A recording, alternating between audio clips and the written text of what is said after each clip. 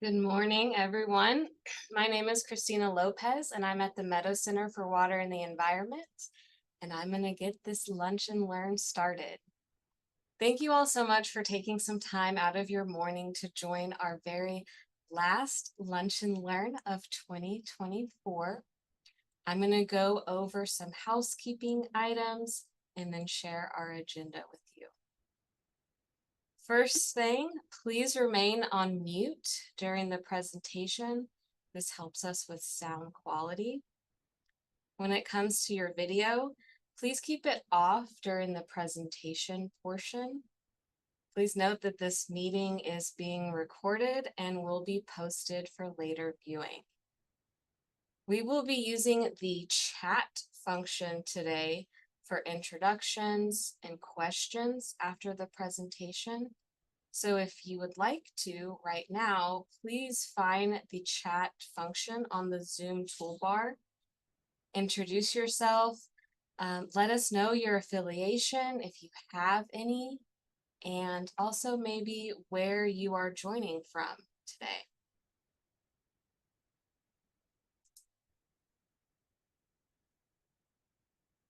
All right, we'll begin with a round of introductions, and joining me from Meadow Center today is our Director of Watershed Services, Jenna Walker. Jenna is our tech support today, so if you have any issues during this event, please send her a direct message, again using the chat function. First, we will hear a presentation from our featured speaker, Jason Pinchback. And then we will move on to part 2, which is a special Clean Coast Texas program update. We'll hear from Jason Pinchback, Dr. Mike Wetz, and Charriss York. And then we will wrap up the program before noon. All right, if you're just now joining us, welcome, and please use the chat function to introduce yourself, share your affiliation, and where you're joining from if you would like. All right, at this time, I would like to introduce our guest speaker, Jason Pinchback. Jason Pinchback is an 8th generation Texan who was infatuated with the streams and swamp creatures growing up in the piney woods of Huntsville, Texas. After moving to Austin, he volunteered in the state's first citizen water quality monitoring group called the Clean Clear Colorado while in high school. After joining the Texas General Land Office's Coastal Protection Division in 2011, Jason managed coastal erosion and beach dune programs until the agency opened their first water resources program in 2016. Prior to the Texas General Land Office, Jason worked at the Lower Colorado River Authority and then at Texas State University's River Systems Institute. Jason has a passion for water, but his truest love is his wife, Megan, and their 5 fun-crazed children. They enjoy camping, mountains, and the clean, clear flowing streams of the hill country, and of course, cycling. I would like to pass it now to Jason Pinchback. Jason, I can see your slides. Thank you so much for the introduction. And I'm excited here to share some information with you all today about some of the work we're doing on water quality and contact recreation. Right now, I'm waiting for my screen to move. So we'll give it a second to catch up. Hopefully it'll move in any minute now. While we're doing that, I'm going to go ahead and it's really important to share that all the information, much of the information I'm sharing with you all today is not my own direct research, but it's really teams of folks coming together to do this work. And I'd like to begin by first acknowledging and thanking several researchers and contributors who are responsible for much of the analysis that I'll be presenting today. With Texas A&M University team consisting of Anish John Trinia, Terry Gentry, Gabriella Benatti, Texas A&M University Corpus Christi team consisting of Dorena Morgulette, Dave Felix, Mike Wetz, the UTSA team consisting of Vikram Kapoor, and all of the respective teams, lab managers, and student research assistants. And last but not least, I'd like to acknowledge and thank the GLO team for providing fantastic coastal leadership and support from David Green, Angie Sunley, Natalie Bell, Julie McIntyre, Megan Martinez, Jessica Chappell, and our coastal field staff. And of course, Lucy Flores and her teams of teams with the Texas Beach Watch program. So I've got a quick question for you, Christina. Has my screen moved? There we go. Okay, so now it looks like we're live and ready to go. You got it. Thank you. Wonderful. And that was our first and only glitch we're going to work with today. But here's some other folks as well that are responsible for allowing us to do the research, for supporting the research, for doing the research direct, for bringing your knowledge and expertise and multidisciplinary approaches to help us better understand what's going on with coastal contact recreation. So what are we doing today here? We are going to do a very brief overview of Texas Beach Watch. We're going to dip into studies and trends and influencing factors. We'll discuss lessons learned on understanding and informing actions for reducing beach advisories and beach loading. We'll talk about some of our next steps and studies we have teed up. And then, of course, wrap up today with our Clean Coast Texas 2025 announcements, new partners, new ideas, and new ways to bring solutions to coastal communities.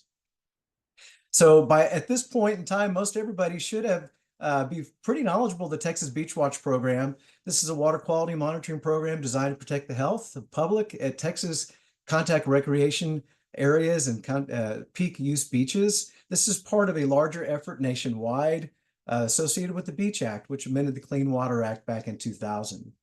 For Beach Watch, we collect samples either weekly or bi-weekly at 172 locations at 61 peak beaches.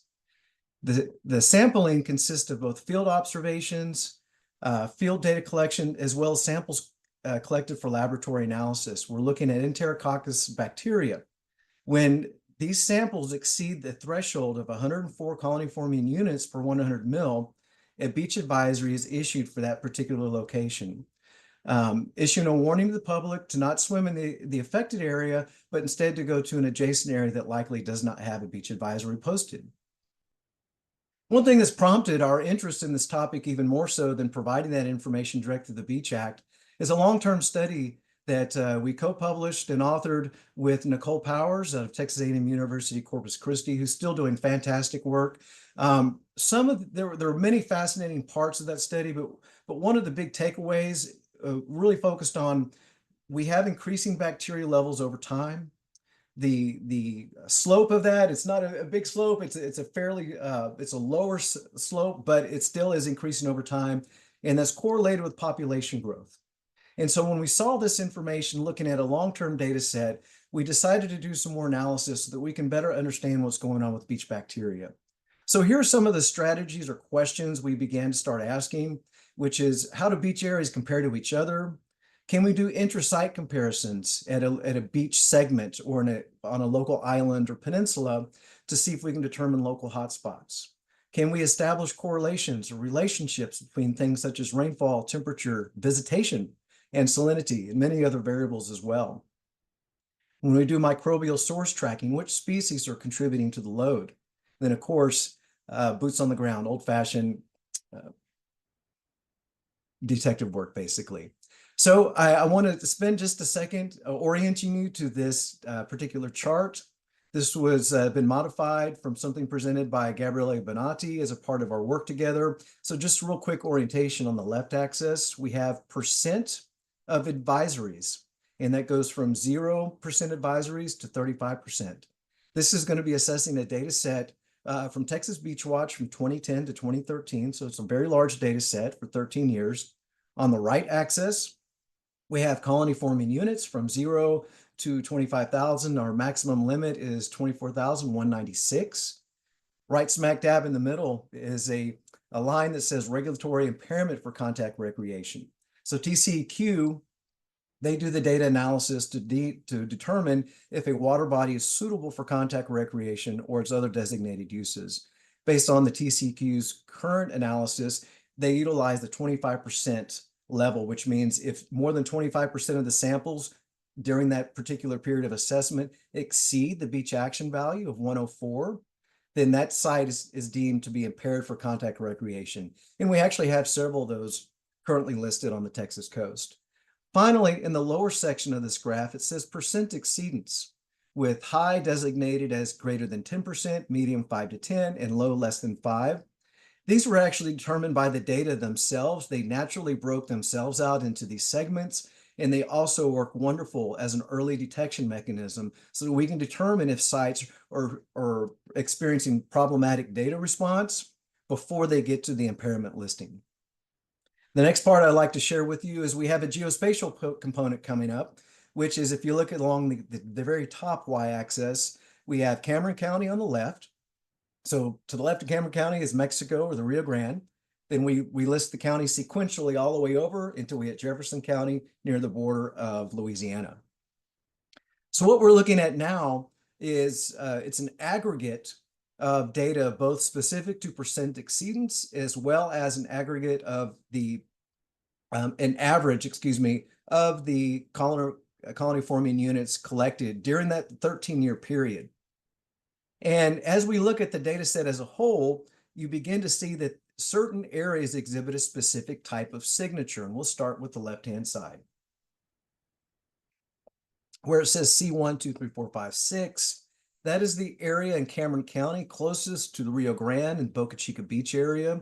When you see the numbers dip there, C7, C8, etc., that's South Padre Island proper. Then as we move to the right, it moves into the Cameron County area. And then we have some older data from Clayburgh represented under K1 through 4.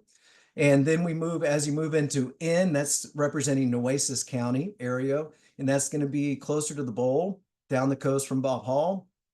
As we move through the middle area here, we move into Bob Hall and then to Mustang Island, past Packery. And then we move, these sites here are unique and they stand out. This is going to be Corpus Christi Bay area sites. And we move over to other areas of North Padre and then into Aransas County, San Patricio, and then eventually into Matagorda. This is just going to be just to the east or northeast of the mouth of the Colorado. This is going to be Gulf. Actually, these right here are going to be Palacios. Then we'll move to some Gulf side sites here in Matagorda, into Sargent, and then in Brazoria County, Surfside, moving closer to San Luis Pass. And then we have Galveston Island here, far west end, west end, west end. Then we have some seawall sites peeking in for us. And then we move over into Jefferson County, where we see the values drop fairly low again. So in essence, we have bookends, if you will, with Cameron County and Jefferson County holding us down with some of the better water quality observed through this 13-year period, with a mixed bag of everywhere in between. So when we look at intra-site comparisons, this is an example of this is just one piece out of a booklet that was provided by Gabriele Bonatti. And so what we see here when we look at intra-site comparisons, again, we're using the high, medium, low designation, not the one established by the TCEQ for regulatory impairment. But when we look at the sites here, we do see that we have a couple of standouts. And so of course, we're interested in the good water quality and the bad water quality, but we're often attracted to the areas of water quality issues in which we want to dig in and understand if we're on a Gulf-facing beach, why do we have good water quality in some areas? And why do we have degraded water quality in some areas, and what's going on in those particular sites? So when we find sites like that, we have to ask ourselves a lot of questions to try to understand what's going on at that particular area. So what are some of the sources of bacteria for Enterococcus? Well, hair, fur, feathers, and even dolphins, for that instance, are going to be contributing to the bacteria loading, including natural deposition and natural functions as well. When we've been sampling these data from Texas Beach Watch, and we've been looking to see what species are contributing to the sources. And this is an amalgamation of data provided by Dr. Terry Gentry. And just looking at this in a different way other than bar charts, but this represents much of the data that we've seen collected from different researchers, where we have predominant seagull deposition, very widely distributed, as you might expect. followed by a canine and even coyote heavy deposition in Galveston, for instance, and then with some human and some cattle identified. But so far, what we've been identifying by and large is seagulls, canine, with some human. One of our research teams we're working with, Dr. Morgulette, Dr. Dave Felix out of Texas A&M Corpus Christi, is they have a long-term study going on, which is funded by CMP, Project of Special Merit. One of the activities they are doing is sampling. They're sampling both shallow groundwater, they're sampling pore water, which is just below the surface in the beach environment, and then they're also sampling surface water. There are some very interesting findings from this data, and here's a depiction of their sample collection where they have sites located in various areas along the coast. Some of them are located in close proximity to a septic system in which they're collecting data and analysis from those particular areas. And it's been very peculiar and interesting that also in the shallow groundwater, in proximity to the Gulf, it's also dominated by seagull, canine, coyote, and some human as well. What's very interesting about this data set, and these are, if you will, snapshots or insights into what's happening with water quality, is that Dave Felix's water chemistry data, where he's looking at isotopes for groundwater and also different components of nitrogen in the nitrification process to determine if there are influences from wastewater in the sample. So it's very interesting that some of his water chemistry is demonstrating or showing the signature of significant wastewater, but at the same time, we're not seeing human deposition in that same sample. And by the way, just a quick note that we are very lucky to have some of these researchers I'm referencing on the call with us today. So if y'all throw me a curveball, just a quick heads up, might be batting that curveball over to you guys if we get a question coming down that's wanting some more specifics. Okay, so we are very often asked, why are there so many advisories at a particular site? And in today's age with NCIS and everything else, everybody wants the quick answer. They want it in a box, they want it nice and tidy. But the fact of the matter is, when it comes to understanding, characterizing, communicating, and resolving beachfront water quality issues, there are many influencers. So let's unpack a couple of those. So let's just talk about our channels, and both man-made and natural. And so when we've done modeling of these areas, we've seen that the water moving through the channel forms a gyre. And by a gyre means, and hopefully you can see my pointer on the screen, the water is going to be moving in a circular fashion along both sides of the channel.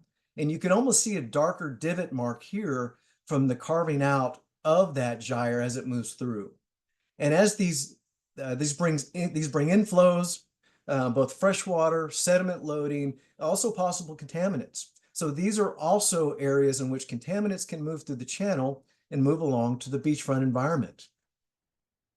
For all of us who've gone to the beach, you set your umbrella up, you set your chair up, and you get into the water with your floaty and whatnot, and 5 minutes later, you're 100 yards down the beach. Well, that concept we refer to as littoral drift, or these nearshore currents, often wind-driven, of course, tidally driven as well. These also push the water alongside the shoreline.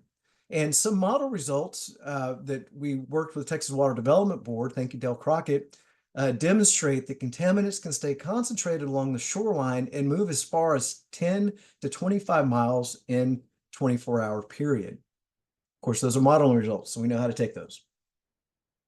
And when we talk about winds and currents, we also see another influencing factor, such as high pressure and low pressure systems that move over the Texas coastline or near the coastline.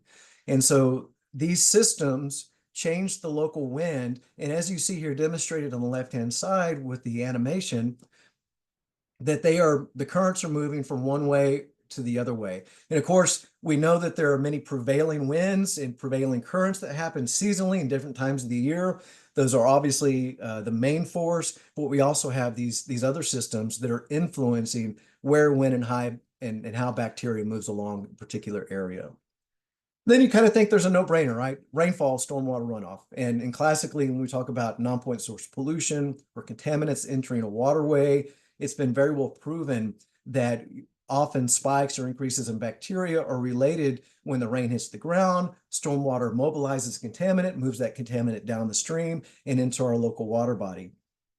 So we can't discount the rain, but we have to ask ourselves, where does the stormwater go when it hits the ground? And something very unique, and it's probably not unique to Texas, but this particular phenomenon that I wanted to share is fairly common up and down the Texas coast for a couple of reasons. And but let me share what we're looking at on the right-hand side first. This is a stream flow map generated by Dr. Gabriele Bonatti and his team. And excuse me, the darker lines indicate more stream segments are flowing into those areas. The lighter lines indicate they're at the top of the watershed and are beginning that water flow from a peak point to a low point. This right here is a snapshot from Galveston Island on the seawall.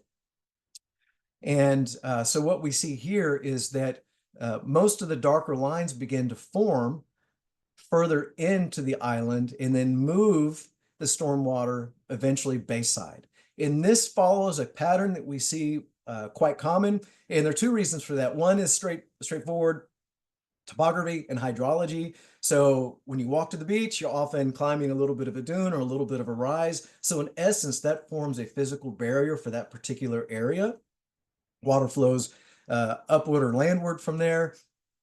And then the watershed areas are actually quite small from the dune system down into the beachfront system. Of course, there are exceptions to these, such as access roads, local neighborhood drainage, but there's been a policy in place for quite some time, which is probably likely heavily responsible for what we're seeing here, which is limiting or prohibiting discharges into the Gulf of Mexico, into our Gulf Beach waters, which based on my current understanding, is probably significantly going to be receiving some of the, we call it the credit, if you will, for good water quality as we're pushing those storm flows bayside.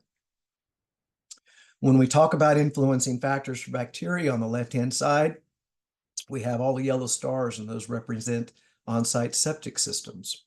And in the coastal zone, there are going to be over 62,000 septic systems in the coastal zone. So in some cases, such as you see with the animation on the right-hand side, we're interested in a particular water quality issue. And please don't pay attention to the blue dot. Don't start chasing it. My cursor's right in the middle here. We're interested in a water quality issue right here. And so we modeled contaminants entering the water body at a very specific time.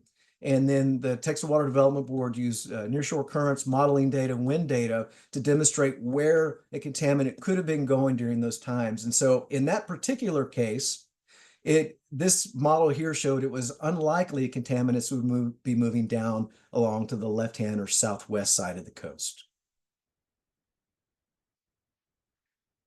So there are different mechanisms in which these contaminants could be moving. One thing that's currently being studied here in Texas, and this has been observed elsewhere, such as Miami-Dade County, where we have a dry layer of soil below the septic tank and the drain field. And whereas the soil has historically been dry, what we're potentially observing here in the last 13 years or so is we have fluctuations in the shallow groundwater table caused by both inundation of large and heavy rains, coupled with changes in sea level rise mechanics that are possibly taking that groundwater and moving it into the drain field area and allowing for more efficient transmissivity into the shallow groundwater, and then mobilizing through tidal pumping action, mobilizing that hydraulic pump, if you will, and bringing that water into the shallow groundwater where we are then going to be at the beach. So if you've been to the beach and you feel that cold water upwell, it could be from further out in the coast, but it could also be groundwater discharge into your area that you're experiencing with the colder temperatures.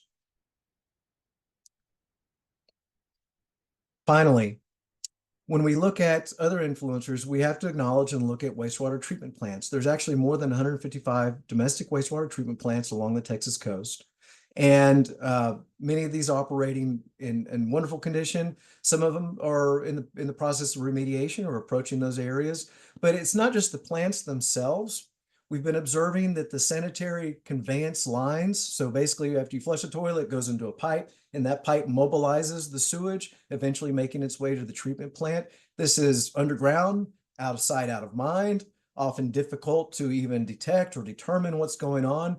So both the plants themselves and the sanitary sewer conveyance lines are possibly problematic and contributing to spikes. So, okay, so when we look at beach watch data at large, and we're asked the question, do you see spikes in bacteria associated with rainfall? A spike is a little bit of a dramatic word, but we do see increases, but it's a magnitude increase. So we're seeing like 10% increases in bacteria. So that's kind of relative, right? If we're talking about the baseline is 100, yes, it did go up, but was it a significant jump? Now, there are some exceptions to that rule. For instance, if we have a massive storm system that's decided to cohabitate with the local community for a few days, then that's going to bring massive inflows down from the main tributaries, eventually making their way down to where we can detect them. But by and large, most of the rainfall events are not that. So when we look at causal factors of sanitary sewer overflows or unauthorized discharges associated with wastewater treatment plants and their conveyance systems, this is kind of an enlightening graph here, and this was coupled from TCEQ data by mining their information associated with sanitary sewer overflows. And what we see on the left-hand side is very interesting about the main causal factor associated with unauthorized discharges being infiltration and inundation. So infiltration and inundation is when a treatment plant itself or the sanitary conveyance line, there could be cracks in it, in which when it rains, rainfall moves down the hill, through the ground, percolates through the ground, and enters these pipes. It could also enter the plant themselves. And when they receive a volume of water that's in excess of what they're capable of treating, often this can lead to some releases, whether it's at a manhole or just leaking straight out of the line or from the wastewater treatment plant themselves.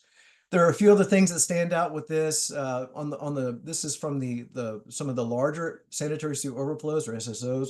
But one thing of interest when we look at line blockages is right here in one of our partners, Houston Galveston Area Council of Governments, has actually been tackling line blockages. They have identified that as a particular issue for some water bodies, and they've done a great job of implementing an engagement program and actually reducing line blockages associated with fat, oils, grease, and wipes. So influencers, let's talk about just the physical mechanics of the Gulf. And so we have a high energy environment, and dilution happens. And so whenever we have opportunities to study dilution in field with a living laboratory, we jump on it. And so here's an example.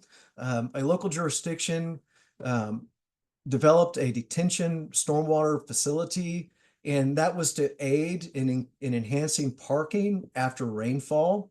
And so a practice was underway in which after that detention facility would fill with water, it would then be pumped out periodically. So when we saw this, we went ahead and started collecting samples. So for instance, on the left-hand side here, where we have the detention facility itself, we collected a sample for Enterococcus, measured it at 860 colony forming units. Again, the baseline is 104.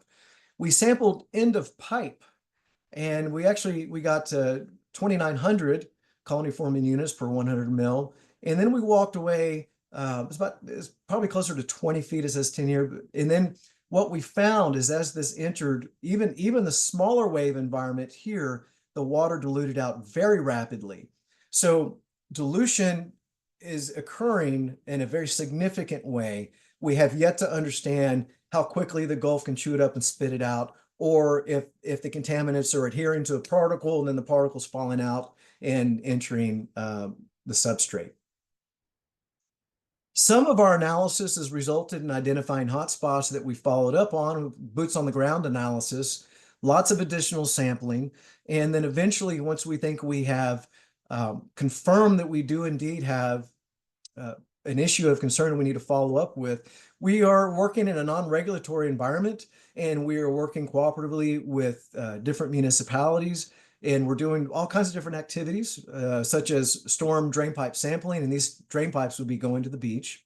And then utilities are implementing, and in this particular response here was very robust, where the utility conducted dye tracing, smoke testing, remote control video, line debris clearing, and visual inspections to help us understand, determine what's going on, and resolve the water quality issue at that location. Mysterious data, it's our playground. And this isn't a graph. Don't get your glasses on to read this graph. This isn't one to read. But it basically is just trying to sum up this idea or concept that there are so many influencing factors. There are so many items that we can't account for, such as the thousands of both domestic and natural wildlife that's out there, and natural deposition, natural function, that we have gained insights into some of the things going on with our beach water quality, but we still have a whole lot to learn. So a couple of lessons learned, building relationships and trust with local champions. It's people power that gets things done. Of course, the science means everything to inform decisions, but it's the local people power that really makes anything happen. We understand that water quality is not always an upfront issue, and that cities have many, many different priorities, but trying to work with local city management to get water quality issues to be one of their priorities, even if it's low down, that's fine. We'll take it and we'll run with it. We want to, of course, maximize desktop analysis to focus our field work where the real expense occurs.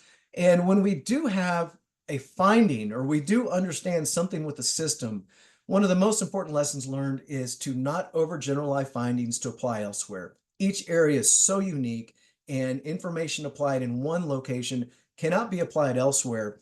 Often, like we found in upland water quality work, you do find a lot of generalities that can apply in several different areas, but that simply has not proven out yet for the Texas coast. Of course, we have to be responsive to tropical storms. They rearrange everybody's priorities. Research doesn't become, and studies and water quality isn't always upfront an issue. And then a nod to the old 1908 water quality ruling about groundwater. Judge said it was mysterious and occult 120 years ago or so, and it's still very mysterious. But we are seeing evidence of groundwater influences in our beachfront environment. Then finally, back to a nod to our data difficulty, coastal bacteria are indeed paranormal. So as we are trying to wrangle and manage and reduce advisories and make swimming and contact recreation accessible to everybody, we have a lot to learn, and our current steps right now is that we're going to continue our current studies and analysis. We are in the process right now of launching a brand new study with University of Houston, PI Dr. Hannati Rafai, where we're looking at hydraulic connectivity modeling and monitoring together to look at specific upland influences to our beach environment. I also need to give a nod to Philemon Guillermo, who is doing artificial intelligence, AI predictive modeling for Texas Beach Watching. We're having a great time learning from him, and also learning from which influencing factors are impacting water quality. So with that being said, thank you so much for joining our Lunch and Learn today with Clean Coast, Texas. And it's been my pleasure to share this information with you. And thank you so much for sharing your time with us. Thank you. Well, thank you, Jason. That was such an insightful presentation, a lot of nuance and a lot of insights. So at this time, we have a few questions for you before we move on to part 2. All right, so I'm going to pull these questions from the chat. The first one is, are seagulls evenly distributed across rural and urban beaches? Good question. We don't have the information to respond to that with a degree of certainty. We do know that they congregate certainly during peak recreation times. They come down, they harass all of us for our food, but they also go to the bird rookeries and to the areas that are set aside for conservation to attract birds. And so we've seen some higher concentrations of bacteria in those particular areas. They're migratory, they're moving all over the place. And of course, we have species even coming up from outside of the immediate vicinity. Yet another moving part. All right, next question. Can the MST protocol differentiate between dogs and coyotes? So that's a great question. I believe it can. We do have Dr. Terry Gentry on the call with us, and we have actually done different analysis specific to coyote and to canine, and we have seen differentiation between the two. Great, thank you. All right, have you looked for false positives in inter-alert trays? False positives. Well, that's a good question. We do have a pretty tight quality control program, quality assurance program, and so we operate in accordance with the EPA. And regarding false positives, that's not something that we've looked at specifically, to my knowledge. Thank you. What may have caused the large spike in bacteria levels in Nueces County? So some of those particular values, the ones that are the highest on the entire chart, that was from Corpus Christi Bay. And so much of the stormwater is going to be moving, migrating across the land through stormwater outlets and then dumping out into the coastal bay areas. Many of those bay areas are not going to be having a high dilution factor or high energy factor. And even some of the prevailing winds are going to be pushing that water and potentially even concentrating the water along the shoreline. So more than likely, it's going to be an amalgamation of domestic animals, wildlife, and then just the fact that we're concentrating the pollutants along the shoreline. Got it. Thank you. The next question is about what model you used for the particulate tracking.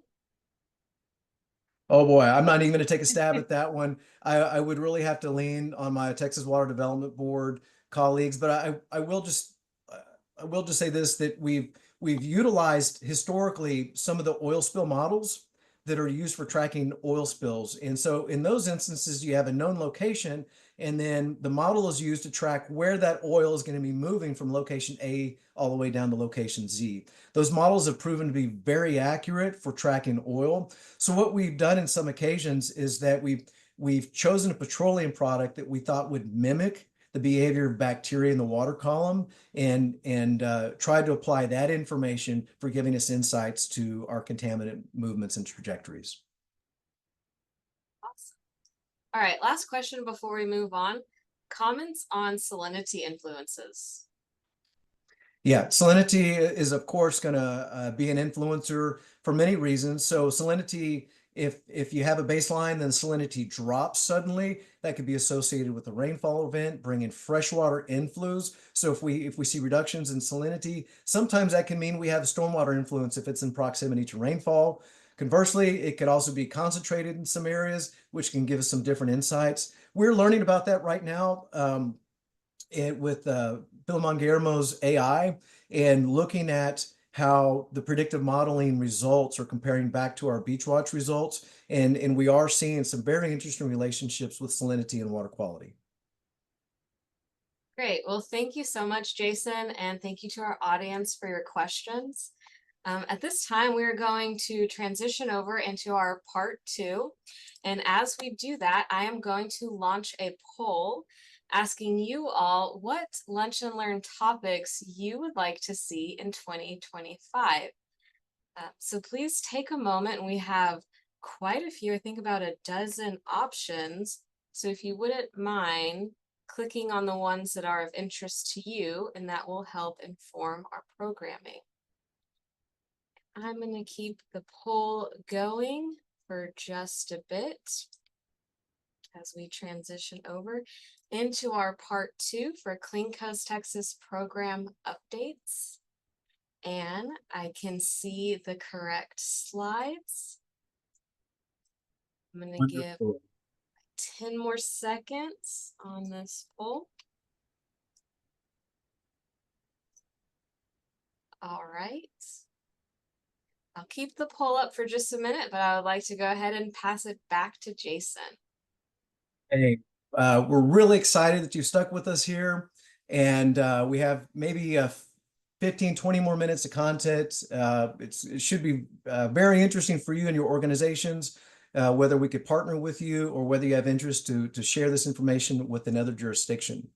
And so I would like to start by thanking and acknowledging Texas State University's Meadow Center for Water and the Environment for years of hard work and dedication to the Clean Coast Texas effort. Meadow staff have provided invaluable services, insights that will aid the program for many years to come. Prior to launching the Clean Coast Texas initiative, Meadow staff assisted with the GLO's efforts to gain program approvals with EPA, NOAA, and NOAA. Then after we were approved, Meadow staff assisted with program development and then with program implementation. Some of the highlights of the work include the creation of an amazing website with numerous technical resources and communication tools. Go to cleancoast.texas.gov for more information. Go check out that website. And thank you, Anna Huff and your team for pulling that together. Meadows has a unique insight in how to present complex environmental information in a way that resonates and becomes meaningful to stakeholders. They have invigorated citizen science and volunteer monitoring on the Texas coast, and they do a tremendous job of coordinating and managing the thousands of moving parts of this program. Now, I'd like to thank you, Meadows, and your staff and your teams of teams for all this hard work, and we look forward to working with you in the future. With that being said, I'm excited to announce some new strategies and additions to the Clean Coast Texas Collaborative with the addition of Harte Research Institute for Gulf of Mexico Studies at Texas A&M University Corpus Christi, under the leadership of PI Dr. Mike Wetz. Harte will be leading and guiding our Clean Coast Texas efforts along the coast, and all program engagement resources are now going to be located on the waterfront with you, and we're open for business.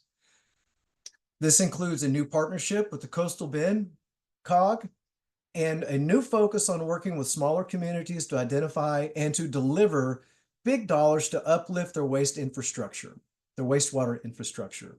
There are many other exciting aspects too, but I would like to turn this over to Mike Wetz. So without any further ado, Mike, would you like to take the podium? I would. Thank you, Jason. And thank you all for being here. So we're really excited to be joining Clean Coast Texas in years 5 and 6. Jason asked me to give a little bit of background on myself and then talk more about what the initiative is going to look like in the next few years. So I am Mike Wetz. I'm the chair for Coastal Ecosystem Processes at the Harte Research Institute. As you can see from my education, I've lived in a lot of different coastal areas. I've lived in the Carolinas, I've lived in Oregon, Florida, and I've been in Texas for the past 14 years. And I love the Texas coast. My family and I have lived here for 14 years, and we just love the different habitats and the recreational opportunities that living on the Texas coast affords us. So I'm really excited to be joining Clean Coast Texas. Just a few of my signature initiatives. If you live in the Baffin Bay area, or if you fish in Baffin Bay, you may be aware of the Bringing Baffin Back initiative. In Bringing Baffin Back, we've been working with community members and partners over the past 11 years now to address water quality issues down there. We're making some really nice progress on that. I also lead the Texas Coast Ecosystem Health Report Card initiative, where we work with stakeholders and other community members, and we analyze a lot of different data sets on various indicators to assess the health of our bays and our coast. So we are about to start our second cycle of the report card, so stay tuned for that.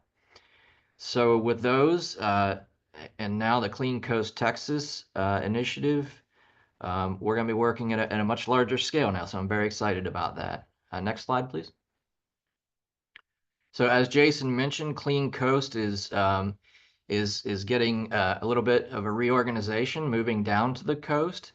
And as we do that, we're actually going to be splitting some responsibilities between HRI and Texas AgriLife. So we're going to have 2 regional hubs for Clean Coast Texas, an Upper Coast hub that Charriss York is leading, and I put Charriss's contact information there. Charriss is with Texas Community Watershed Partners. And then the Lower Coast hub that HRI will be leading. And there's basically a dividing line between the Upper Coast and Lower Coast that splits between Matagorda Bay and San Antonio Bay. So if you are in communities either in the Upper Coast or Lower Coast and you're interested in partnering with Clean Coast, please do feel free to reach out to us, and we're going to have a little poll at the end where you can put your information as well. Next slide, please. So we have some new partners coming on to Clean Coast and then some continuing partners as well. And this is the breakdown of who is going to be really working on Clean Coast, Texas. Under the oversight of the General Land Office, HRI will be the managing partner here at Texas A&M Corpus Christi. So we'll be responsible for project management and coordination. Also running the Lower Coast Hub. We'll be doing quite a bit of community engagement and also data analytics. So trying to provide Jason and his team with more information on the data that's out there to help drive them towards solutions. The Texas Community Watershed Partners, as I mentioned, Charriss' shop will be leading the Upper Coast Hub, and we'll be doing continuing with a lot of community engagement and then running scenario planning workshops with partnering communities like Gift and Charm. Meadow Center will continue on and providing programmatic support and also be running their citizen science water quality sampling program. We have Sea Grant of Texas A&M University that will be doing community engagement and local comprehensive planning assistance. And as Jason mentioned, the Coastal Bend Council of Governments is a new partner who will be working with some of our colleagues here at HRI on community engagement, particularly focused around providing training and financial resources to wastewater operators and various municipalities in the region. And then finally, there will be one or more engineering teams that will be joining Clean Coast, Texas, and those will be announced very shortly. They will be providing engineering support, planning, outreach, and technical support. So stay tuned for that. I envision that very shortly into the new year, we're going to be able to announce who those partners are. Next slide. So with some of the changes that have happened, we have some new faces and as Jason mentioned, new opportunities. And I just wanted to briefly highlight a few of the new folks that you'll be seeing operating on Clean Coast, Texas. Probably the most important is going to be our Clean Coast, Texas coordinator, who's going to try and keep us all running in the same direction and working to pull our community partners together. And I'm hoping that within the next few weeks, we'll be able to announce to you all who that coordinator will be. So please stay tuned on that. At HRI, we also have running the Lower Coast Hub, Athena Frasca, who is the current Baffin Bay Watershed Restoration Coordinator. So she will handle any hub activities for communities within that Baffin Bay watershed. And then for communities in the Lower Coast outside of the Baffin Bay watershed, it will either be myself or the Clean Coast coordinator who will be doing that work. We also have Christine Hale, who is the Coastal Resiliency Program Manager here at HRI. She will be partnering with Emily Martinez from the Coastal Bend Council of Governments on the wastewater resource program. So working with communities to address their wastewater resource needs. And then finally here at HRI, we have Christina Alexander and Jillian Sheba, who will be leading a new sort of proof of concept aspect of Clean Coast, Texas, working with communities on ordinance refinement and development, primarily pertaining to stormwater ordinances. So they will be able to provide those resources to communities that may want that. And I have to apologize, the timing is just so coincidental because they decided to drill into my wall right now as I'm talking. So I apologize for that. On the Texas Community Watershed Partners side of things, we have Scott Jones, who is going to be running with many of the Upper Coast Hub activities. And I know many of you know Scott. He's been very active in the community over the years and has already hit the ground running up in the Galveston area. And then finally, Amanda Kane will be bringing years of experience with coastal resiliency planning to Clean Coast, Texas as well. So with that, I'm going to turn it over to Charriss York now. Charriss is going to talk more about the philosophy and goals of Clean Coast, Texas, and the approach for working with communities. So again, I would just like to encourage you to stay on to the end, where if you are interested in partnering with us, we'll have an opportunity for you to provide your information to us. So thank you all again for being here. Thanks, Mike. So Mike has done a great job of telling you guys some of the changes that are coming to Clean Coast, Texas, but What is not going to change is our commitment to partnering with Texas coastal communities, and the goal of bringing resources and learning opportunities and technical assistance to the folks in those communities who need and want that. So to give you an idea of what it means to be a partner community with Clean Coast Texas, one of the main lessons that we have learned is that there's no one size fits all approach.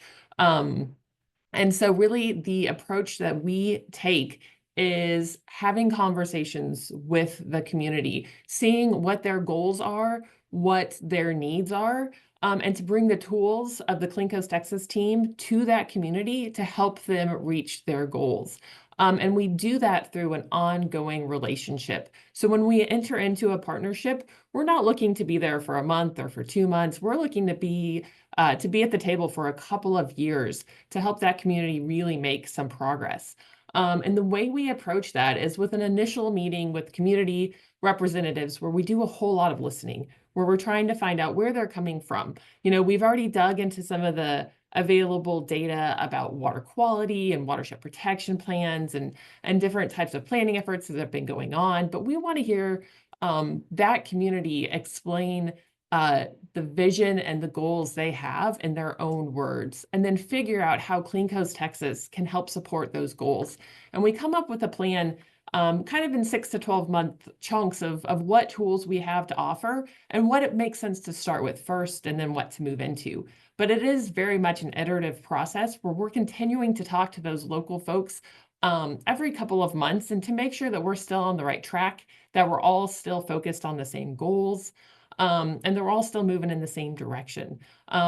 Because some of the goals we have with these communities are really big and we're not going to get there in a year. It's going to take 2, 3, 4, 5 years to really make an impact there. And we're there for the long haul and we want to make sure we're all moving along together. So to give you an idea of what some of those projects have looked like over the first couple of years, they might be things like community workshops where we're teaching folks about what is green infrastructure and how can that improve water quality. We can bring our CHARM demonstration, which is a data-driven conversation about community planning, about what needs are and how those might be changing. Texas State and the Texas Stream Team is able to bring a way to engage with local residents who want to volunteer to collect more data about the water quality in the area and also give them a way to plug in and to be part of the solution.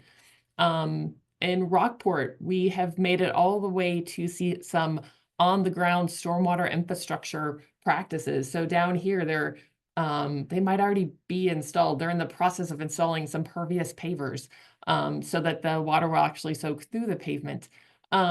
And then all the way to things like passive education, where we have different types of signage or storm drain markers that can be put out there for an opportunity for the residents who are around. Ooh, Christina put in the chat, the pavers are installed. But different types of signage to help spread the word about what the community is doing and to reinforce the messaging that we have there. And some of the on the ground projects we have envisioned are very large and they require additional funding. So one of the things the Clean Coast team is able to bring is grant writing to help bring in those additional funds that are needed, whether it's for engineering studies, for designs, or to get a community all the way to an on the ground project, be that large or small. So all of that are things that can come from being part of a Clean Coast Texas partner community. So who should partner with Clean Coast Texas? Well, we are looking for communities who are ready. And what does it mean to be ready? Well, it means that they want to share their vision and their priorities for their community, that they're ready to have that conversation with outside folks to talk about who they are and where they're going. They need to want to have a conversation about water quality. Like Jason mentioned, it does not have to be the top priority, but somebody there needs to care enough about water quality that they're willing to talk to us about it. And we are looking for a multi-year commitment. You know, we're not just going to drop in, do a workshop and disappear. We want to stick around for a while and really help that community reach those goals that are important to them. We're looking to explore green infrastructure solutions, like I mentioned before, partnering on grant proposals and working to bring in the funds to meet those goals that they have. We want to dig into ordinances a little bit and review those, talk about the Sustainable Stormwater Manual and how we might make some lasting changes in their community, how they approach land development and stormwater management, and different ways to, think about making it all the way to some ordinance revisions if that's what makes sense for them. And thanks to the new direction, we're able to discuss wastewater and infrastructure and bring some trainings and resources for that as well. And at the end of the day, what we're really looking for is a way to work together for a healthier and a more resilient coast. I think that's what everybody on this call wants.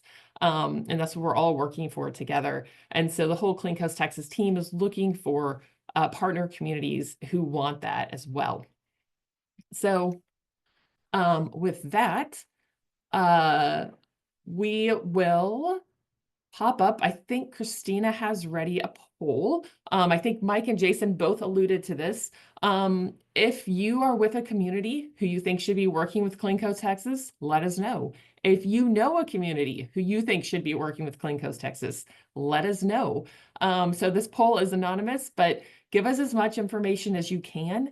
The community, if you have a name and contact information for someone, please go ahead and put that in there. This is the poll, not the chat, so no one will get their contact information, just us internally. And we will leave this poll up for a little bit. So if you need to go track down a name or find an email address, you're going to have a few minutes to do that. So with that, I think I'm going to hand it back to Jason, but the poll is going to stay up. Thank you so much, Charriss and Mike, for sharing the wonderful information. And one thing you're probably walking away with here is this is not a check the box exercise. This is not a count the bean exercise. We have established a multidisciplinary team and teams of teams, if you will, that are going to allow us to be responsive to us, to work with you to develop solutions that are going to be specific and customized to your local community needs. Let's not wait until we have major issues to restore. At that point, it could be too costly or cumbersome to try to tackle. Let's deal with these while they're smaller in nature, and let's get ahead of the curve. With that being said, I would like to thank Christina Lopez and Jenna Walker at Meadow Center for Water and the Environment at Texas State University for hosting today's event and for conducting the technical component and the Q&A. We have a poll that's going to be up here for a while. So we'll leave the meeting open so you can continue to place information into the poll. I'd also like to thank Commissioner Don Buckingham, MD, with the Texas General Land Office and the leadership at this organization to support this work and to help fuel us and to push us forward to make more resilient communities so that we can stand on the blue water economy and let this move us into the future for next generations. Thank you so much.